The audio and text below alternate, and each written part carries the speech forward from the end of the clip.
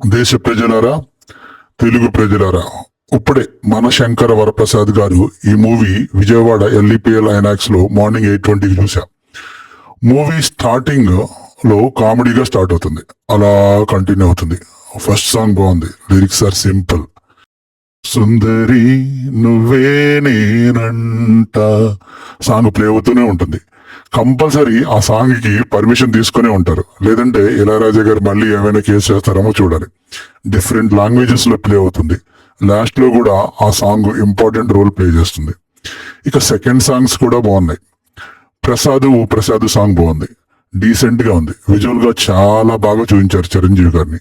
Sentiment episode normal గానే ఉంది. ఇక సెకండ్ హాఫ్ విషయానికి వస్తే, బిగినింగ్ నుండి ఉన్న కామెడీ ఫైట్ సీన్స్ ఎన్నో మూవీస్ లో చూసిందే, అదేమి కొత్తగా లేదు. డాడీ ఇంకా చాలా మూవీస్ ని అది రిమైండ్ చేస్తుంది. కొన్ని మీమ్స్ వచ్చాయి ట్రైలర్ లో సీన్స్ కి సంబంధించి. అది మూవీ ఆ ట్రైలర్ సీరియల్ లాగా ఉందని చెప్పి, దీనిలో కూడా సీరియల్ సీన్స్ కొన్ని ఉంటాయి, అవి కూడా బాగా వర్కౌట్ అయ్యాయి.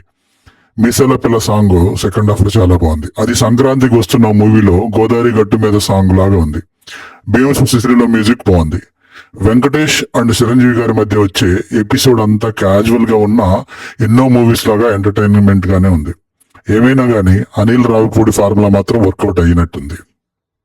ఓవరాల్ గా ఈ సినిమా గురించి నేను చెప్పేది ఏంటంటే, ఇది పెద్ద సినిమా ఏం కాదు, మామూలు సినిమా, ఓన్లీ ఎంటర్టైన్మెంట్ సినిమా. వెళ్ళి చూసి వచ్చేయడమే తప్ప సినిమాటిక్ సంబంధించింది ఏమి ఎక్స్పెక్ట్ చేయడానికి లేదు.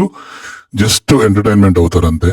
ఓకే, ఎన్నో సినిమాలు చూసేసాం, జస్ట్ కూర్చోండి, వితౌట్ ఎక్స్పెక్టేషన్ వెళ్ళండి, ఎంజాయ్ చేయండి అంతే. ఇది నేను దీని గురించి సిగ్నల్ ఇచ్చేది ఏమీ లేదు, ఆరెంజ్ రెడ్ గ్రీన్ ఏమీ లేదు. జస్ట్ ఇవ్వడానికి కూడా నాకు ఇంట్రెస్ట్ లేదు. Just go and watch the movie and entertain. That's it. Don't expect anything from that. Thank you. Take care.